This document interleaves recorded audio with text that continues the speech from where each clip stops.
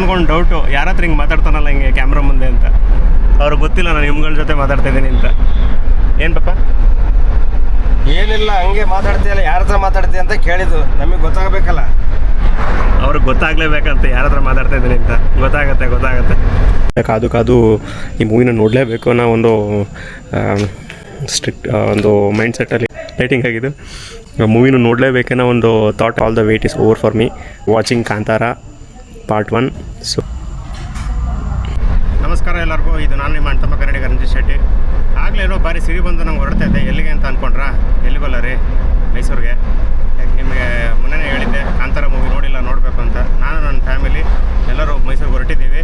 ಆ ಮೂವಿನ ನೋಡ್ಕೋಬೇಕು, ಕಣ್ಣು ತುಂಬ್ಕೋಬೇಕು, ಎಂಜಾಯ್ ಮಾಡಬೇಕು ಅಂತ ನಾನು ನನ್ನ ಫ್ಯಾಮಿಲಿ ಎಲ್ಲ ಹೋಗ್ತಿದ್ದೀವಿ. ನನ್ನ ಜೊತೆಗೆ ನಮ್ಮ ಪಪ್ಪ, ನನ್ನ ಅಮ್ಮ ಎಲ್ಲ ಒಟ್ಟಿಗೆ ಬಂದಿದ್ದಾರೆ. ಮಮ್ಮಿ ಹಾಯ್ ಹೇಳಮ್ಮ.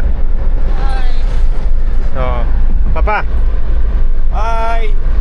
ಸೊ ಇದಾಗಿದೆ ನನ್ನ ಫ್ಯಾಮಿಲಿ. ನಾವು 3 ಜನನೂ ಮೈಸೂರಿಗೆ ಹೊರಡ್ತಾ ಇದ್ದೀವಿ. ಮೈಸೂರಲ್ಲೂ ಕೂಡ ನನ್ನ ತಂಗಿ ಜಾಯ್ನ್ ಆಗ್ತಾಳೆ. ಸೊ ನಾವು ಎಂಟೈರ್ ಫ್ಯಾಮಿಲಿ ಕೂಡ ಒಟ್ಟಿಗೆ ಈ ಒಂದು, ನನ್ನ ತಂಗಿ ಆಲ್ರೆಡಿ 1 ರೌಂಡ್ ನೋಡಿದ್ದಾಳೆ, ನಮ್ಮ ಜೊತೆ 2nd ರೌಂಡ್ ಬರ್ತಾ ಇದ್ದಾಳೆ ಕೂಡ. ಕಾಂತಾರ ಚಾಪ್ಟರ್ 1 ಸ್ಟಾರ್ಟ್ ಆದಂಗಿಂದ ನಾನು ಎಂಟೈರ್ ಫ್ಯಾಮಿಲಿಯವರು ನಾವೆಲ್ಲರೂ ಸೂಪರ್ ಎಕ್ಸೈಟೆಡ್ ಆಗುತ್ತಿದ್ವಿ, ಯಾವಾಗ ಬರುತ್ತಪ್ಪ ಚಾಪ್ಟರ್ 1 ಅಂತ. ಯಾಕಂದರೆ ನಿಮಗೆ ಗೊತ್ತು, chapter 2 was blockbuster. And ಪ್ರತಿಯೊಬ್ಬರು ಕೂಡ ಮೂವಿನ ಲೈಕ್ ಮಾಡಿಲ್ದಿರೋರೇ ಇಲ್ಲ, ಪ್ರತಿಯೊಬ್ಬರು ಆ ಮೂವಿನ ಲೈಕ್ ಮಾಡಿದ್ದಾರೆ ಕೂಡ. ಆ್ಯಂಡ್ ಅದರಲ್ಲಿ ಪರ್ಸ್ನಲಾಗಿ ನಮ್ಮ ಫ್ಯಾಮಿಲಿಗೂ ಕೂಡ ತುಂಬ ಫೇವ್ರೇಟ್ ಮೂವಿ ಕೂಡ ಒನ್ ಆಫ್ ರಿಷಬ್ ಶೆಟ್ಟಿ ಸರ್ದು. ಆ ಮೂವಿನ ಹೇಗಿದೆ ಅನ್ನೋ ಒಂದು ಫೀಲ್ನ ನಾವೆಲ್ಲರೂ ನೋಡಬೇಕನ್ನೋ ಒಂದು ಕಾರಣಕ್ಕಾಗಿ ನಾವೆಲ್ಲರೂ ನಮ್ಮ ಇಡೀ ಫ್ಯಾಮಿಲಿ ಸಮೇತವಾಗಿ ಹೋಗಿ ಥಿಯೇಟರ್ಗೆ ಹೋಗಿ ಮೂವಿನ ನೋಡ್ತಾ ಇದ್ದೀವಿ. We are against the piracy and ಎಲ್ಲರೂ ಥಿಯೇಟರ್ಗೆ ಹೋಗಿ ನಾವು ನೋಡ್ತಾ ಇದ್ದೀವಿ. ನಾವು ರಿಕ್ವೆಸ್ಟ್ ಮಾಡ್ಕೊಳ್ಳೋದು ಅಷ್ಟೇನೆ, ನೀವು ಎಲ್ಲರೂ ಹೋಗಿ ಥಿಯೇಟರ್ಗೆ ಹೋಗಿ ಫಿಲ್ಮ್ನ ನೋಡಿ. ಒಂದು ಬ್ಯೂಟಿಫುಲ್ ಮೂವಿನ ಅಲ್ಲಿ ಥಿಯೇಟ್ರಲ್ಲಿ ಕೂತು ನೋಡಿದಾಗ್ಲೇ ಅಂಥ ಒಂದು ವ್ಯೂ ಏನು, ಎನರ್ಜಿ ಏನು ಅನ್ನೋದು ನಮಗೆ ಫೀಲಿಗೆ ಬರುತ್ತೆ. ಸೊ ಇದರಲ್ಲಿರೋ ಒಂದು ಫ್ಯಾಕ್ಟ್ರ್ ಏನಂತಂದರೆ, ನಾನಾಗಿರ್ಬೋದು, ನನ್ನ ಮನೆಯವರಾಗಿರ್ಬೋದು, ಯಾರು ಕೂಡ ಥಿಯೇಟ್ರಿಗೆ ಹೋಗಿ ಟಿಕೆಟ್ ಚಾರ್ಜ್ ಕೊಟ್ಟಿಲ್ಲ. ಎಲ್ಲ ನನ್ನ ತಂಗಿಗೆ ಬಂದಿರೋದು ಎಲ್ಲ ಇದ್ದಿದ್ದನ್ನೆಲ್ಲ ಅವಳಿಗೆ ಪೆನಾಲ್ಟಿ ಹೊಡೆದಿದ್ದೀನಿ. ಸೊ ನಾವೇನಾದರೆ ಕಾರ್ ತೊಗೊಂಡು ಹೋಗ್ತಾ ಇರೋದು ಬರ್ತಾ ಇರೋದಷ್ಟೇ ಮಾತ್ರ ನನ್ನ ಕೆಲಸ. ಪಾಪ ಬರ್ತಾಯಿದ್ದೀವಿ ಅನ್ನೋ ಖುಷಿಲಿ ರಾತ್ರಿ ಸರಿ ನಿದ್ರೆ ಮಾಡೋಳೆಲ್ಲೋ ಗೊತ್ತಿಲ್ಲ. ಈ ಎಂಟೈರ್ ಬ್ಲಾಗಲ್ಲಿ ನಿಮಗೆ ನಾನು ಹೇಗೆ ಎತ್ತ ಅನ್ನೋದನ್ನು ಪ್ರತಿಯೊಂದನ್ನು ಕೂಡ ನಿಮ್ಗೆ ಅಡ್ರೆಸ್ ಮಾಡ್ತಾ ಹೋಗ್ತೀನಿ. Stay tune guys. ಇದೇನು ಎಲ್ಲಿ ನೋಡಿದ್ರೆ ಹಿಂಗೆ ಅಗದಾಕಿದಾರೆ ಅನ್ಕೋಬೇಡಿ, ಎಲ್ಲ ಎಕ್ಸ್ಪ್ರೆಸ್ ಹೈವೇ ಬರ್ತಾರ ರೋಡ್ಗಳಿದು. ಅದಕ್ಕೆ ಇಡೀ ರೋಡ್ನೆಲ್ಲ ಅಗದಾಕಿ ಮಾಡವ್ರೆ. ಯಾಕಂದ್ರೆ ಒಂದು ಕೇಳಿದ್ರೆ ಕೊಡಲ್ವಾ? ಹಂಗೆ ಪಾಸ್ ಆಗುವಾಗ ನಾನು ಅಲ್ಲಿ ಪೈಪು ಜೋಡಿಸ್ಬಿಟ್ಟು ಬ್ಯಾರೇಜ್ ಮಾಡ್ತೀನಿ. 1 ಗಂಟೆಗೆ ಒಂದು ಒಳಗಡೆ ಮಾಡಬೇಕೀಗ. ಎಷ್ಟು ಕೆಜಿ ಕುಂಬಳಕಾಯಿ? 18 ರೂಪಾಯಿ. 2 ರೂಪಾಯಿ ಅಂತಿದ್ರಲ್ಲ ಪಾಪ? ಈ ಸೈಜ್ 2 ರೂಪಾಯಿನೇ ಬರೀ. ಎಲ್ಲಿ ಗೊತ್ತಾ ಮಾತಾಡ್ತೀರಾ ಪಾಪ ನೀವು. ಫೈನಲಿ ರೀಚ್ ಆಗಿದ್ದೀವಿ ನನ್ನ ತಂಗಿ ಮನೆಗೆ. ಲೆಟ್ಸ್ ಸಿ ಅವಳು ಎಕ್ಸೈಟ್ಮೆಂಟ್ ಹೇಗಿರುತ್ತೆ. ನಾವು ಇನ್ನೂ ರೀಚ್ ಆಗಿಲ್ಲ, ಇನ್ನೂ ಬರೋದು ತುಂಬ ಇನ್ನೊಂದು ಸ್ವಲ್ಪ ಲೇಟ್ ಆಗುತ್ತೆ ಅಂತೇಳಿ ಹಾಗೆ ಕಾಗೇರಿಸಿದ್ದೀವಿ. ಬಟ್ ಅವಳ ಫೇಸಲ್ಲಿ ಎಕ್ಸೈಟ್ಮೆಂಟ್ ನೋಡಬೇಕು ಹೇಗಿದೆ ಅಂತ. ಬನ್ನಿ ನೋಡೋಣ. ಹಾಗೆ ಅಕ್ಕಿಯನ್ನು ಕೊಡ್ತಾಯಿದ್ದೀವಿ.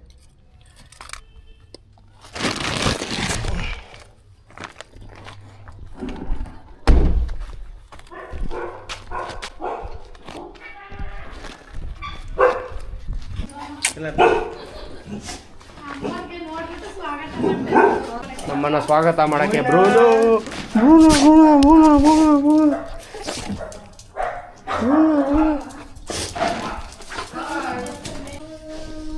ಹಾಯ್.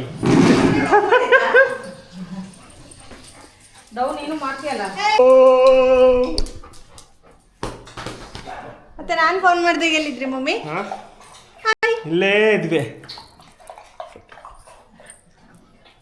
ಕಾಗೆ ಅಂತೂ ಆರಿಸಿದ್ವಿ. ಫೈನಲ್ ಆಗಿ ಬಂದು ರೀಚ್ ಆಗಿದ್ದೀವಿ. ಇವಳೇ ದ ಮೋಸ್ಟ್ ವಾಂಟೆಡ್ ನನ್ನ ಸಿಸ್ಟರು. ಹಲೋ, ಎಲ್ಲರೂ ಹೇಗಿದ್ದೀರಾ? ಇವಳು ಕನ್ನಡದವಳೆ, ಚೆನ್ನಾಗೆ ಮಾತಾಡ್ತಾಳೆ, ಸುಮ್ಮನೆ ಡವ್ ಹೊಡಿತಾವಳೆ ಹಂಗೆ.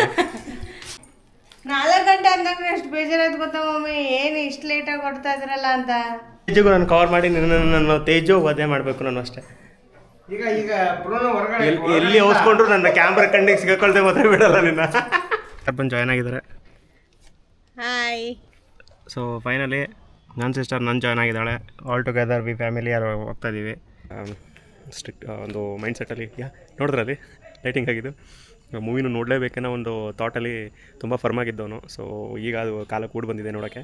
ಸೊ ಸ್ಪಾಯ್ಲರ್ಸ್ಗಳು ಸುಮಾರುಗಳು ಮಧ್ಯದಲ್ಲಿ ಇಂಟ್ರಪ್ಟ್ ಆಗಿ ಬರ್ತಾಯಿದ್ರು. ಲೈಕ್ ಸ್ಕ್ರಾಲ್ ಮಾಡಬೇಕಾದಾಗ ಆದಷ್ಟು ಸ್ಕಿಪ್ ಮಾಡಿ ಇಗ್ನೋರ್ ಮಾಡಿದ್ದೀನಿ. ಐನೋ ನಂತರನೇ ಸಾಕಷ್ಟು ಜನರು ಕೂಡ ಮೂವಿದು ಹೈಲೈಟರ್ಸ್ ಹಾಳಾಗಬಾರ್ದು ಅನ್ನೋ ಒಂದು ರೀಸನ್ಗೆ ಎಲ್ಲರೂ ಕೂಡ ಇದೇ ಥರ ಮಾಡ್ತಾಯಿರ್ತಾರೆ ಅಂತ. So all the wait is over for me. ಸುಮ್ಮನೆ ಎಲ್ಲರಿಗೂ ಸಿಗೋದಿಲ್ಲ. ಇಂಥ ಇಷ್ಟು ಡೆಕೋರೇಟ್ ಆಗಿರೋ ಈ ಊರು ನೋಡೋದೇ ಒಂದು ಸಂಭ್ರಮ ಅಲ್ಲ.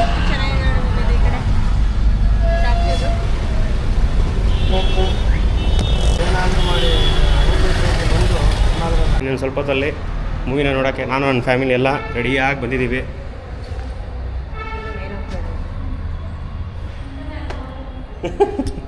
ನೀನು ಬರೋಷ್ಟೊತ್ತಿಗೆ ಹೋಯ್ತು ಲಿಫ್ಟಲ್ಲಿ.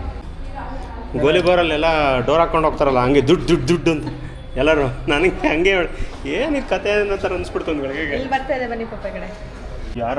ಯಾರೋ ಜೊತೆಗಿದ್ದಾರೆ ನೋಡಿ, ನೋಡ್ಬಿಟ್ಟು ಯಾರೋ ಪಕ್ಕದಲ್ಲೇ ಅಂತ. ಅಯ್ಯೋ.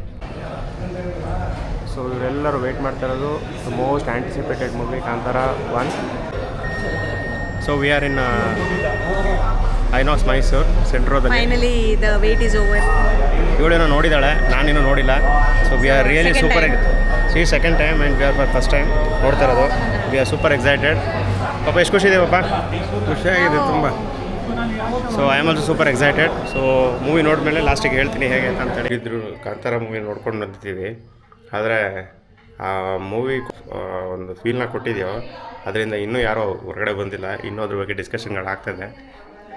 ಸೊ ನೋಡಿ ಎಲ್ಲ ಎಷ್ಟು ಸೀರಿಯಸ್ ಆಗಿ ಡಿಸ್ಕಸ್ ಮಾಡ್ತಾ ಇದ್ದಾರೆ ಅಂತ. ಭಗವಂತ ಒಂದು ಅವಕಾಶಗಳನ್ನ ಕೊಡ್ತಾ ಹೋಗ್ತಾನೆ.